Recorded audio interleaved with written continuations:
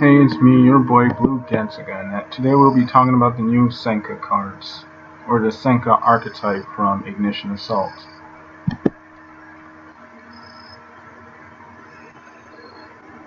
First, we have Sanbao, Senka, I can't read. Senka Intermediary Sunbao. Also, this entire deck is comprised of Beast Warriors, so it works really well with Tenki. And they just work really well with continuous spells and traps, as you'll see. Your opponent cannot target this card for an attack while you control another Senka monster, so that's really good. You can create locks with that. You can send one card you control from your hand to the graveyard. Add one Senka monster from your deck to your hand, except Senka Intermediary. I can't read. If another Senka monster's effect is activated, you can target one monster your opponent controls and return that monster to the hand. Next we have Senka Adonis. You can target one continuous spell and trap you control, could be a Tenki. Send that card to the graveyard, and if you do, add one Senka spell trap from your deck to your hand. If another Senka monster's effect is activated, you can target one monster your opponent controls, negate its effects for the rest of the turn. Next we have Senka Tactician. You can target one continuous spell or trap you control, also could be a Tenki. Send that card to the graveyard, and if you do, add one Senka spell or trap with a different name from your graveyard to your hand. If your other Senka monster's effect is activated, you can target one spell trap your opponent controls, destroy that card. So it's back removal, but given its stats and the fact that back row isn't as prevalent but it's slowly becoming prevalent, you'll probably see this played at too. Oh yeah, and the first half of these monsters are water monsters, and the second half are wind monsters. Kind of reminds me of Bakugan a little bit because, at least the first season of Bakugan, a good one. But anyways, we have Senka Noble. Your opponent cannot target this card for an attack, just like the first one. If you control fewer monsters than your opponent, you can send one card you control or in your hand to the graveyard, special summon one Senka monster from your deck, except Senka Noble. So you can also send a Tenki. Like I said, this deck really works with Tenki, and I think that's why Konami made them Beast Warriors. They just look like warrior monsters.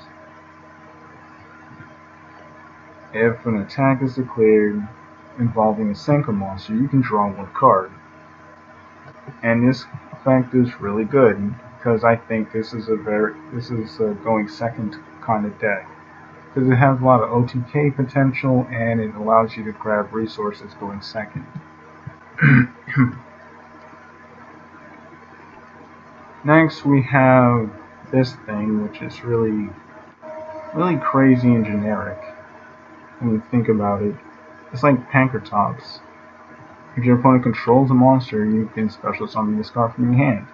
It's not a hard once per turn. You can just special summon this card from your hand as many times as you want, as long as your opponent controls a monster, which is really crazy. Other Senka monsters you control cannot be targeted by your opponent's card effects. So this is really good. If you're going second, which you should be, you can special summon this card. If your opponent controls monsters, which if you're going second, that's most likely going to be the case.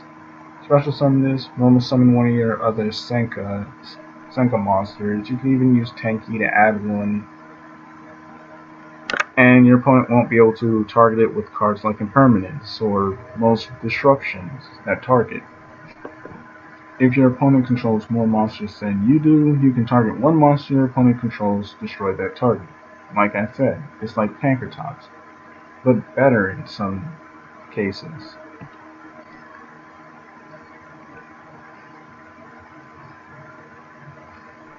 And next we have the strongest monster in the deck, not effect wise, but just in stats. We got Senka Champion.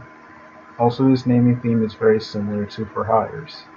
If you control two or more Senka monsters, you can special summon this card from your hand. Yet this is a hard once per turn, but the other one isn't for some reason, but okay.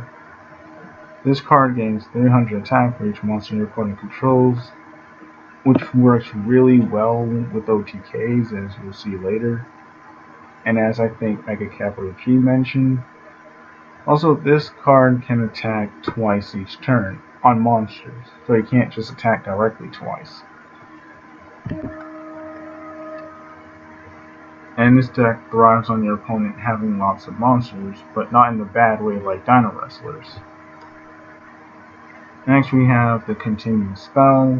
During your main phase, if you normally summon or special summon a Senka monster, you can add one of them from your deck to your hand. So this deck has a lot of search power. Also, both of these effects are hard ones for turns. If this card is sent from the spell trap zone, which is going to happen since you send continuous spells and traps to the grave, you can special summon one Senka monster from your hand, which seems like somewhat of a useless effect considering that this deck can pretty much swarm really easily.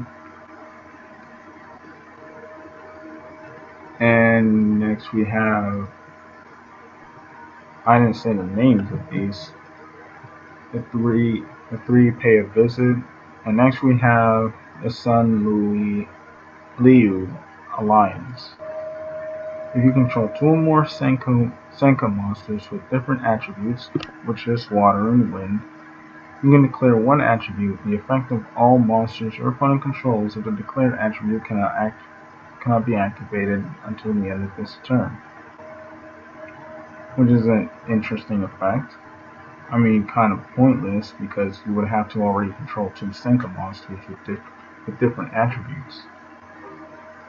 But the 2500 attack point monster might actually help you get two monsters on the field without any type of disruption, so that's cool. If your opponent special summons a monster, or if you activate a Senka monster effect, all Senka monsters you control gain 300 attack for each Senka monster you control. So if your opponent already has two monsters, your boss monster gains 600 attack. And if you have this, your boss monster gains 300 for each Senka monster, but since this deck likes to swarm, you can possibly get up to 900 extra attack points. And it can attack twice. So this deck is very OTK based. And lastly, we have the Trap card, which is actually really good. If your Senka monster battles, your opponent cannot activate spells and traps until the end of the damage step. So it's almost like an automated, it just doesn't stop monster effects. Which is fine considering you have ways to remove monsters and ways to negate monsters' effects in this deck. At the start of your opponent's battle phase, if this card is face up in your spell trap zone, you can send it to the graveyard. For the rest of the turn, your opponent cannot target Senka monsters for attacks. So if you only control Senka monsters, it's almost like a threatening roar. And lastly, when your opponent declares an attack, you can banish this card from your graveyard and special summon one Senka monster from your deck. Which is also really good because just in case you fail to OTK, you can actually defend yourself and set up for next turn. And then next turn you can possibly OTK your opponent then. And it actually works with the boss monster since the boss monster thrives off of your opponent controlling multiple monsters, because then they'll gain extra attack. So far, I really like this archetype, and so far for just 10 cards, it seems to be really, really good. I can't wait to play it, assuming X Steven actually uploads it on time. I mean, I shouldn't say that because I'm doing Dual-Tober, so I won't be playing this until either November or December. Anyways, I just can't wait to play and record this, if I ever get the chance to. And that's all I have to say.